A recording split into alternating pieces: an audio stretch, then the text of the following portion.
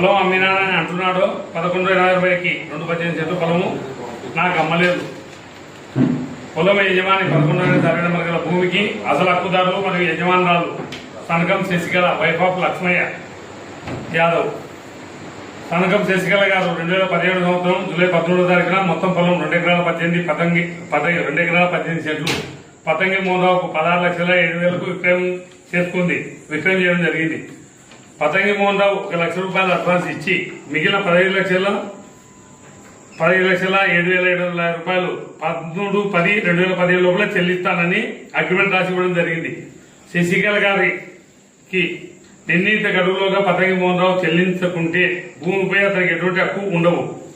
నిర్ణీత గడువులోపు మోహన్రావు అమౌంట్ చెల్లించలేదు. అందువల్ల భూమి అగ్రిమెంట్ రద్దయింది. అదే భూమి శశికళ గారు 2019 సంవత్సరం అనగా 2019 సంవత్సరం నాకు అనగా ఉన్న వెల్లనాయ గారికి అమ్మడం జరిగింది. నేను ఆ పొలాన్ని 1 ఎకరా 9 లక్షలకు కొనడం జరిగింది. నాపై తప్పుడు ప్రచారం చేస్తున్న వారిపై పట్టు నష్టం దావా వేస్తాను అని పత్రికగా తెలియజేస్తున్నాను. ఈ భూమి దేవస్థానానికి ఎటువంటి సంబంధం లేదు. 1 లక్ష మోహన్రావు అడ్వాన్స్ ఇవ్వడం జరిగింది. ఆ అడ్వాన్స్ గా చెల్లించడం జరిగింది. రిటర్న్ ఆమె 1 లక్ష రూపాయల రూడ్గా. దీని కుట్ర వెనుక ఎవరుండేది అందరికీ తెలుసు. మీడియా వారికే కాదు, వాళ్ళు ఏదైతే పెట్టారో దాని వెనుక పెద్ద కుట్రనే ఉంది. నాకు మద్రేశ్వర దేవస్థానం చైర్మన్ వచ్చేందుకు దగ్గర ఉన్నందుకు వీళ్ళు ఆ చైర్మన్ పదవి రాకుండా అడ్డుకునేందుకు ఈ ప్రయత్నం చేస్తున్నారు. నాపైనే కాదు, మా ఎమ్మెల్యే గారు కోట్ల కుటుంబం పైన అనేక అవినీతి ఆరోపణలు చేసుకుంటూ ప్రతి 3 నెలలకు ఒకసారి 2 నెలలకు ఒకసారి పార్టీ ఆఫీసులో పోయి చేయడం జరుగుతుంది. అది అందరికీ తెలిసిన విషయమే. దీంట్లో భాగంగానే నా మీద కూడా కుట్ర చేసి నాకు ఆ దేవస్థానం చైర్మన్ రాకూడదు అనే ఒక కుట్రలో భాగంగా ఆ కుట్రలు చేస్తుండే మనిషి ఎవరనేది పబ్లిక్ అందరికీ తెలుసు. ఆయనని ఈ గతంలో నడపడం జరుగుతుంది. ఈ విషయాన్ని అంతటితో వదిలిపెట్టేది లేదు. నేనైతే ఏదైతే నా మీద ఆరోపణ చేసినారో ఆ పొలం గురించి దాని మీద ఖచ్చితంగా నేను కోర్టుకు వాళ్ళని పరునష్ట దావా వేయడం జరుగుతుంది. ఏ ప్రెస్ ఏ పత్రికలో వచ్చిందో ఏ మీడియా దాంట్లో వచ్చిందో దాన్ని ఖచ్చితంగా దాని మీద చూపిస్తాం. మేము పార్టీ కోసం పనిచేసాను. నేను పార్టీ కోసం పనిచేసినప్పుడు నా మీద అక్రమ కేసులు వైసీపీ గవర్నమెంట్ లో పెట్టారు. వైసీపీ గవర్నమెంట్ లో పెట్టిన రోజు కూడా నేను ఏ రోజు జంకలేదు. ఈ రోజు నా మీద బురద తల్లి ఇది పూర్తి అన్యాయంగా చేయడం అంత ఈజీ ఏం కాదు. నేను అంత సులభంగా కూడా వదిలిపెట్టను. ఈ నాయకులు ఎవరైతే ఉన్నారో వాళ్ళని వదిలిపెట్టే పంచాయతీ లేదు. ఈడ చిన్న విషయం గమనించాల్సిందంటే టెంపుల్ కు నేను కొత్త ఏం కాదు. చైర్మన్ పదవి చేయని పదవి నాకు వస్తుంది. నేను ఏం ఆశపడలేదు. నేను ఆల్రెడీగా చైర్మన్ పదవి చేసినాను. మనలకంటే నేను ఎప్పటి నుంచో 2006 నుంచి పార్టీకి పనిచేసినాను. ఏం కొత్త పదవులు ఆశించి నాకేదో పెద్ద వేరే దాని కోసం మొత్తం ఇదేం కొత్త ఏం కాదు. 2004లోనే నేను మద్రేశ్వరంలో ధర్మకర్త చేశాను. అక్కడ ఏమి అన్యాయం జరుగుతున్నాయో దానివల్ల అరికట్టడానికి ప్రయత్నం చేశాను. 16 నుంచి 17 మా మిత్రులు 4 ఉన్నారు. నేనేమైనా తప్పు చేసింటే వాళ్ళు కూడా దాంట్లో వాటాదారులని చెప్పడానికి మేము ముందుకు తీసుకొచ్చినాను. నేనేమైనా తప్పు చేసింటే వాళ్ళు కూడా వాటాదారులే. వాళ్ళు కూడా నేను ఏ విధంగా తప్పు చేయలేదు. దయచేసి ఇంకోసారి నా మీద ఏమైనా అబండాలు వేసేటప్పుడు ఆలోచించి నిరూపించేటప్పుడే అబండాలు వేయండి. నేను ఇంతటితో దీనికి వదిలిపెట్టకుండా నా ప్రయత్నంలో వాళ్ళు ఏమున్నాయో నేను ఏదానికైనా సిద్ధంగా ఉంటాను. ఇప్పుడు నేను గతంలో మేము దేవస్థానానికి ఈరోజు జమలమ్మ దగ్గర కూడా నేను 1 ఎకరా స్థలం కొనియడం జరిగింది. నేను వాళ్ళతో స్థలాన్ని రిజిస్ట్రేషన్ చేయించుకోలేదు. వాళ్ళు అట్లానే వాళ్ళు ఈ రోజు వరకు రాలేదు. ఎవరైనా సత్రాలు కడితే నేను సత్రాలు కట్టుకోవడానికి ఫ్రీగానే ఇస్తున్నా, స్థల దాతకి ఇస్తున్నా. నేను ఇట్లా ఏదైనా తప్పుడు ఆరోపణలు చేయాలంటే ఇప్పుడు మా నాయన ఒక 13 సెంట్లు 14 సెంట్లు ఇచ్చినాడు. అది మేము ఈరోజు మేము చెల్లదని చెప్పడానికి లేదు. దేవస్థానం అభివృద్ధి మా ఇంటి దేవుడు. నాకు 4 కోట్లు పొద్దున్న నుంచి ఎప్పుడైతే ప్రచారం చేశారో దాంట్లో వైరల్ 4 కోట్లు అని చెప్తున్నారు. ఆ 4 కోట్లలో నాకు 2 కోట్లు ఇవ్వను. ఆ చేను వాళ్ళే తీసుకోను. ఆ 2 కోట్లలో కూడా 1 కోటి రూపాయలు మా ఇంటి దేవుడు ఆయన పాదాల దగ్గర పెట్టొస్తాను. ఆయన అభివృద్ధి కోసమే నేను ఆ డబ్బులు నాకు ఇవ్వలేదు. నేను నా సొంతంగానే ఎదిగినాను. ఎక్కడ పార్టీలో కాదు, ఎక్కడ రూపాయి డబ్బులు ఎక్కడన్నా తప్పు చేసినట్టు నిరూపిస్తే నేను దేనికైనా సిద్ధం. ఎక్కడే గాని పార్టీలో గానీ లీడర్లకు గానీ 2006 నుంచి ఈ రోజు వరకు ఉన్నాను. ఏ పలానా సార్లు పలానా రూపాయలు తీసుకున్నట్టు ఎవడైనా ప్రూఫ్ చేయను. నేను నా పొలాల కాడనే ఎదుర్కొనే పొలాలు అని ఒకడు ఫ్యాన్ల కాడ 10 లక్షలు తీసుకున్నాను. ఒకడు ఏదో కౌన్సిల్ దస్తగిరి కాడ నేను కుమ్మకి 2 కోట్లు తీసుకున్నాను. ఇవల్ల అబద్దాల కూతుళ్ళు అసత్యాలు. నేను అట్లా కుమ్మక్కు కావాలనుకుంటే నేను 2 కోట్లు కాదు. నేను ఏ రోజో కేఈ కృష్ణమూర్తి రోజు 100 సార్లు చెప్పింటాను నాకు, నువ్వు అవతలికి పోతావు, నీకు రాజయ్యకి ఫోన్ చేస్తాను, రాజయ్యకి ఫోన్ చేస్తానని. ఏ రోజు నేను పార్టీ కోసం కట్టుబడి ఉన్నాను. నాకు పార్టీ అభ్యర్థి ఎవరైతే వాళ్ళ మడి పోతుండే నేను. ఈ రోజు కోట్ల కుటుంబం ఉంది, కోట్ల కుటుంబం అంటే నష్టాలని చెప్పిన, నాకు పార్టీ కూడా లేదు. ఇంత అబండాలు వేయడం సరైన పద్ధతి కాదు, వాళ్ళ విజ్ఞతకే వదిలిపెడుతున్నా. మీడియా మిత్రులకి అందరికీ నమస్కారం. ఒక వారం రోజుల నుంచి తప్పుడు ప్రచారాలు చేస్తున్న ప్రతి ఒక్కరికి నేను ఇదే చెప్తున్నాను. దేవస్థానంలో మధ్యోటి దేవస్థానం ఆనుకొని మా గ్రామ కంఠం 2 ఎకరాల పొలం ఉంది. దానికి సంబంధించిన విషయంలో మా గ్రామం డెవలప్ అవుతుందని నేను మధ్యోటి స్వామి అప్పుడున్న ఈఓ గారిని అలాగే చైర్మన్ గారిని అడిగాను. మా గ్రామం డెవలప్ అవుతుంది, మేము ఆడ షాప్ వేసుకుంటే మా గ్రామానికి అమౌంట్ వస్తుంది, ఇట్లా మేము అడిగితే లేదు, గ్రామ అభివృద్ధి కోసం మధ్యోటి దేవస్థానం అభివృద్ధి కోసం ఎక్కడ ఏ షాప్ వేయడానికి లేదు, అదేవిధంగా ఎవరి పొలం కొనాలన్నా దాన్ని డెవలప్ చేయడానికి లేదు, ఓన్లీ పొలం వేసుకోవడానికి మాత్రమే అట్లా కొనే వాళ్ళు ఉంటే కొనండి తప్ప వేరే షాప్ వేసి ఇంకో విధంగా చేస్తా అంటే గ్రామ మధ్యోటి అభివృద్ధి తగ్గుతుంది. కాబట్టి దేవస్థానం కోసం నేను ఎంతో విధంగా ముందుకెళ్తానని ఆ రోజు ఉన్నటువంటి ఈఓ గారు అలాగే చైర్మన్ గారు, అప్పుడున్న చైర్మన్ మెల్లనాగయ్య గారు ఆ విధంగా చెప్పడం జరిగింది.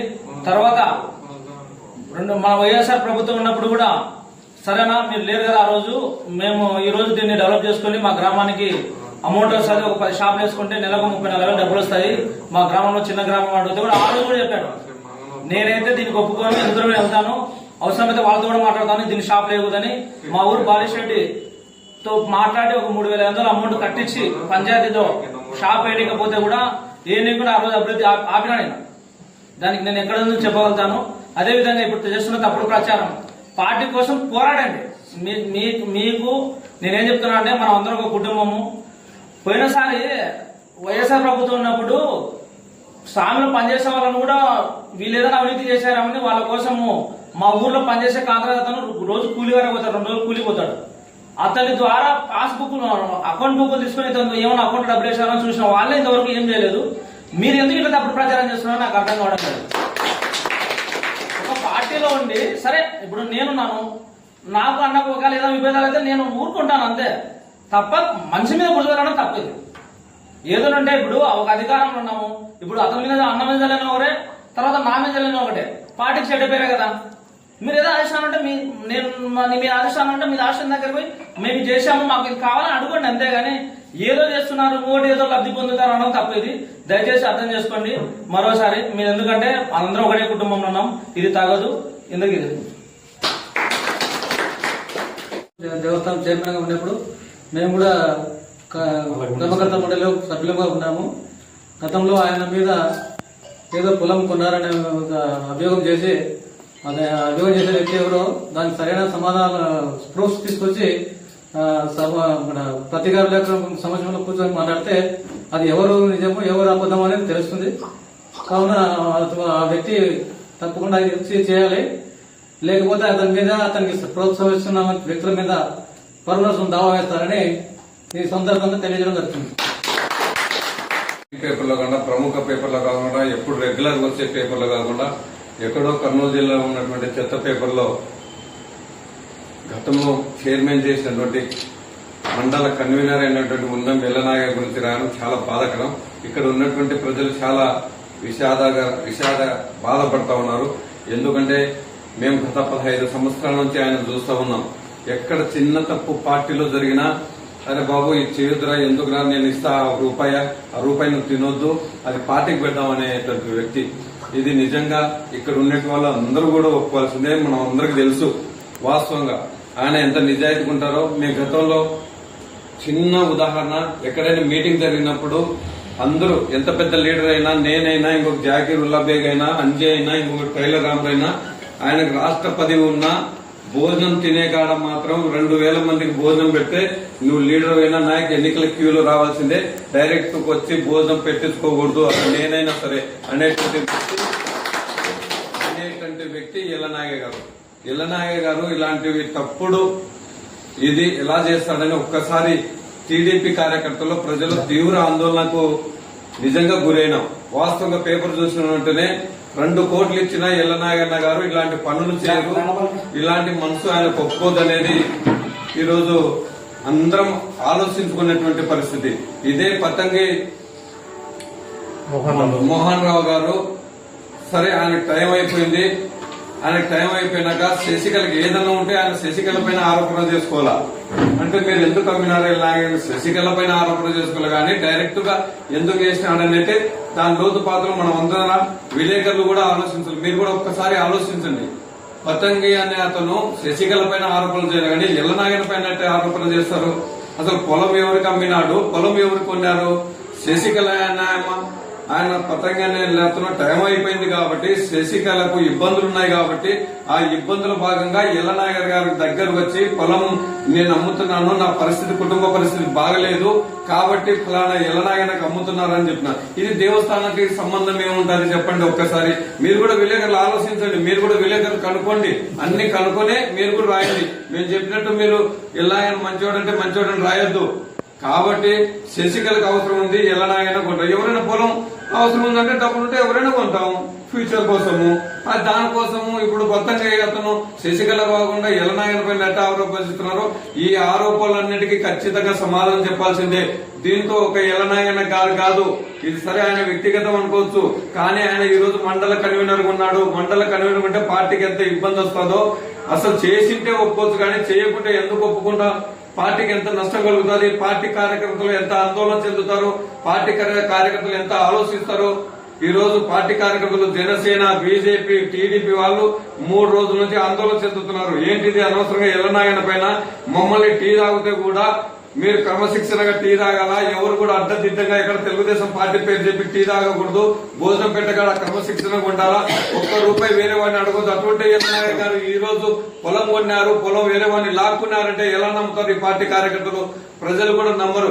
కాబట్టి దయచేసి ఎవరైతే దీని ఎన్నికలో ఉన్నారో ఈ పతంగి గారిని ఆ శశికళ ఖచ్చితంగా అమ్మింది కాబట్టి రిజిస్టర్ ఉంది కాబట్టి ఈ రోజు ఎల్లనాయన గారు కరెక్ట్ గా ప్రెస్ మీట్ నీట్ గా నిజాయితీగా ప్రెస్ మీట్ పెట్టగలిగారు. అదే లేకుంటే ప్రెస్ మీటింగ్ పెట్టి మిమ్మల్ని అందరికీ ఈ డాక్యుమెంట్లు ఎందుకు చూపెట్టారు? ఒరిజినల్ డాక్యుమెంట్స్ చూపెట్టలేడు కదా. కాబట్టి మీరు దయచేసి అందరూ కూడా అర్థం చేసుకోవాల్సింది ఏంటంటే ఎల్లనాగయ్య గారు శశికళ ద్వారా కొన్నారు. ఏదన్నా పతంగి గారు ఏదైనా ఆరోపణలు ఉంటే శశికళ పతంగి ఇద్దరు చూసుకోమనండి. దయచేసి పార్టీ పైన ఎల్లనాయన పైన కామెంట్ చేయకుండా ఇవన్నీ రాబోయే రోజుల్లో పార్టీ ఏం చేసిందంటే నారా చంద్రబాబు గారు ఇక్కడ సూర్యప్రకాష్ రెడ్డి గారు ఏం చేశారంటే ఎల్లనాయక గారికి ఇస్తే చైర్మన్ పదవి అందరికి న్యాయం జరుగుతుంది. ఈ మండలంలో మధ్య స్వామి ఉన్నాడు కాబట్టి ఈ మండలం మొత్తం ఈ మండల వాసికి ఇచ్చారని అనుకుని అందరూ సంతోషపడతారని పెద్ద కోట సూర్యప్రకాష్ రెడ్డి గారు ఆలోచించి ఈ పదవి ఇవ్వడం జరిగింది. ఆశమాసగా ఇలా ఈ పదవి ఈ అందరికి ఎల్లనాయక గారు అయితే ఫోన్ ఎత్తుతారు, ఎల్లనాయక అయితే పలానా రూమ్ కావాలంటే ఇస్తాడు.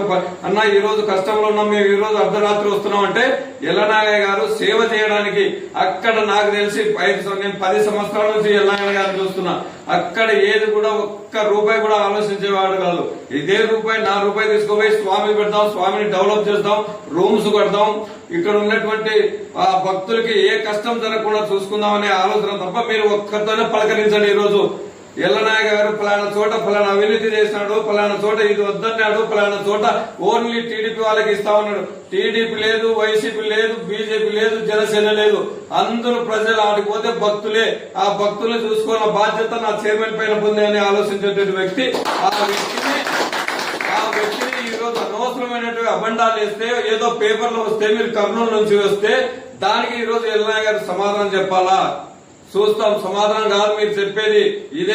ఇదే ఎవరైతే ఆరోపణ చేసినారో మీ ఎన్నికలు ఎవరైతే ఉన్నారో హైకోర్టుకు వెళ్లి పిటిషన్ వేసి ఎందుకు ఆ రోజు మీరు అబద్దం ఆడారో దానికి కాళ్ళు పట్టుకొని సమాధానం చెప్పేటువంటి పరిస్థితి తెలియజేస్తూ ఇంకా నైనా ఇదే 100 సంవత్సరాలైనా ఎల్లనాయక ఏ కాలం అయితే బతుకుంటాడో ఆ కాలం వరకు నిజాయితీ ఉంటాడో పార్టీని కాపాడాలని ఆశిస్తూ ఈ అవకాశం ఇచ్చిన మీకు అందరు కూడా ధన్యవాదాలు తెలుస్తూ ముగించుకుంటున్నాం. కూటమి ఎన్డీఏ ప్రభుత్వంలో ఉన్నటువంటి మండల కన్వీనర్ అయినటువంటి ఎల్లనాయన మీద గతంలో చైర్మన్ ఉన్నప్పుడు ఏదో దేవస్థానం భూమిని ఆక్రమించి ఆయన రిజిస్టర్ చేసుకున్నాడనే ఏదైతే గతం ఒక వారం నుంచి యూట్యూబ్ లో అయితేనేమి, ప్రెస్ లో అయితేనేమి చక్కర్లు కొడతా ఉన్నాయో పొలము ఇది చేశారని చెప్పి ఎవరైతే మీడియా ముందుకు వచ్చి మాట్లాడారో వారికి ఈ రోజు మేము కూడా అన్న దగ్గర నుంచి డాక్యుమెంట్లు చూడడం జరిగింది. ఒకవేళ మీరు నిజంగా పొలం కొని ఉంటే మీ పేరున రిజిస్టర్ అయ్యంటే మీరు దేవస్థానానికి కదా రిజిస్టర్ చేయించాలి. మరి ఎందుకు అక్కడ దేవస్థానానికి మీరు రిజిస్టర్ చేయించలేదు? మీకు ఎవరైతే అమ్మినారో వాళ్ళని కదా మీరు క్వశ్చన్ చేయాలి. ఇందాక ఎవరైతే మన రవీంద్ర నాయక్ అని అన్నారో లేకపోతే ఎల్లాయన్ అడిగారో, కొన్న వ్యక్తి ఎవరైతే అమ్మిన వ్యక్తిని క్వశ్చన్ చేయాలి తప్ప మధ్యలో మీడియా ఎవరో థర్డ్ పార్టీ కొన్నప్పుడు థర్డ్ పార్టీ ఎలా క్వశ్చన్ చేస్తారు? మనం ఇరు పార్టీలు బోత్ పార్టీస్ ఏవైతే డిస్కస్ చేసుకుంటాయో ప్రాపర్టీ కొనేటప్పుడు అమ్మిన వ్యక్తి కొన్న వ్యక్తి మధ్య డిస్కషన్ జరగాల్సిన ఈ ఇష్యూని ఎందుకు మీరు దేవస్థానం ఇష్యూలో చేస్తున్నారు? ఈ రోజు ఏదైతే కూటమి ప్రభుత్వంపై బురద చల్లాలని చూస్తున్నారో దయచేసి ఈ విషయాలని గమనించాలని చెప్పి రేపొద్దున ఏదైనా లీగల్ ఇష్యూస్కి వెళ్తే రేపొద్దున ఫ్యూచర్ గా మీరు ఎంత ఇబ్బంది పడతారో అది ఒకసారి ఆలోచించాలని కూడా మనం చేస్తా ఉన్నాం. దయచేసి ఇలాంటి ఏదైనా ఆరోపణలు ఉంటే ఒకసారి ఆలోచించి ఏదైనా మనం కరెక్ట్ మాట్లాడుతున్నామా ఏంటి అనేది ఒకసారి ఆలోచించాలని చెప్పి ప్రతిపక్ష పార్టీలకు కానీ గతంలో ఉన్న వైఎస్ఆర్సీపీ పార్టీ నాయకులు కానీ ఇప్పుడున్న ప్రజెంట్ ఎవరైతే మీడియాలో మాట్లాడుతున్నారో వాళ్ళకందరికీ తెలియజేస్తా ఉన్నాం. దయచేసి ఇవి కరెక్ట్ కాదు. మీరు ఏదన్నా ఉంటే లీగల్ గా మీకు ఎవరైతే ఆ రోజు అగ్రిమెంట్ చేశారో ఆమె మీద లీగల్ గా వెళ్ళండి. నాకు ఆ రోజు అగ్రిమెంట్ చేశారు, ఎందుకు ఈమె నాకు రిజిస్టర్ చేయించలేదని. మీరు అగ్రిమెంట్ లో పలానా పీరియడ్ ఏదైతే రిజిస్ట్రేషన్ యాక్ట్ 1980 ఉందో దాంట్లో ఈ టైం నుంచి ఈ టైం అని కనపరిచినప్పుడు ఆ టైంలోపు మీరు డబ్బు కట్టిండాలి. ఒకవేళ కట్టింటే ఆమె రిజిస్టర్ చేయించకపోతే కోర్టుకి వెళ్ళి నేను డబ్బులు కట్టాను నాకు రిజిస్టర్ చేయించలేదని కోర్టులో వేసి మరి రిజిస్టర్ చేసుకోవాలనే హక్కు మీకు ఉంది. అది చేసుకోకుండా ఈ రోజు ఆయన మీద బుద్ధ చల్లడం అనేది కరెక్ట్ కాదని చెప్పి తెలియజేస్తాను.